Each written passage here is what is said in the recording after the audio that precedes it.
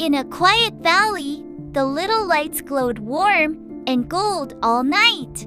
Their glow came from far away, from the great lantern high on the star peak.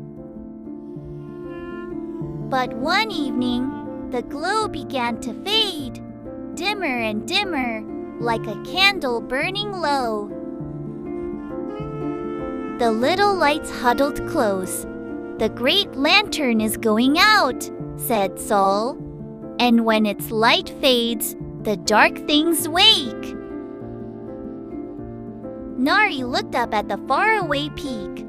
It was so far, and the night was full of shadows. But she took a breath and said, "Then I'll go. I'll light it again." Bori pressed their last jar of light into her hands. "Be brave, Nari," her friends called, and off she went, one small light into the wide, dark night.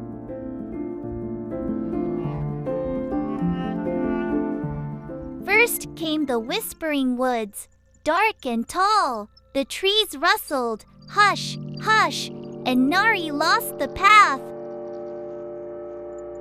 Then the shadows gathered. They rose and took shape, a great shadow wolf, with eyes like two cold stars. It crept closer, sniffing for her light. Quick as a wink, Nari hid her jar beneath a leaf and held her breath. The wolf circled, so close she could feel the cold. But it could not find her hidden light, and at last it slunk away. Then Nari had an idea. She lifted her jar high and let it shine, bright and bold. The shadow wolf yelped and melted into the dark. When she was safe, soft moss lit up beneath her feet, like a path of fallen stars, and led her out of the woods.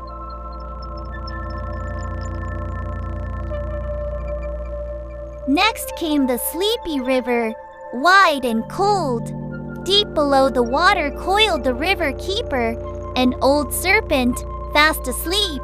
"I mustn't wake it," Nari whispered. She hopped onto a stone. Wobble, wobble, splash! The ripples spread, and one great eye slid halfway open.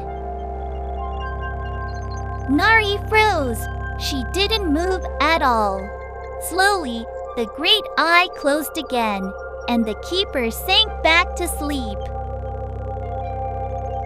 Holding her breath, she climbed onto a curled leaf and paddled softly across the quiet water.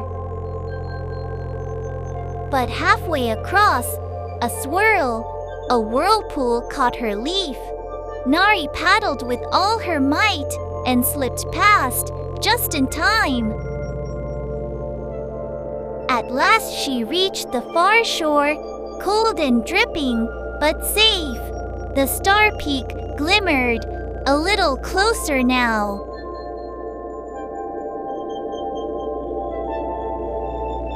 But the hardest part rose last.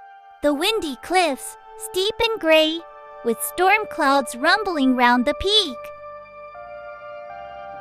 Nari began to climb. The wind huffed and pushed her back. Thunder rolled, and the cliff trembled. Lightning flashed, and a great rock broke loose, tumbling down. Nari pressed flat to the wall as it thundered past. Then a gust caught her and swept her off the ledge.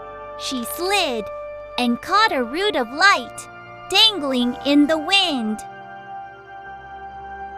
Rain poured down. Her jar was almost empty.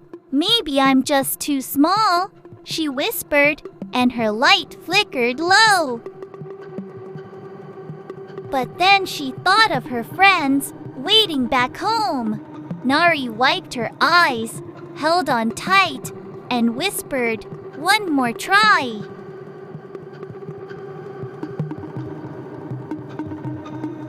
Little by little, she pulled herself up, holding fast when the wind blew, until she climbed through the clouds into the quiet starlight.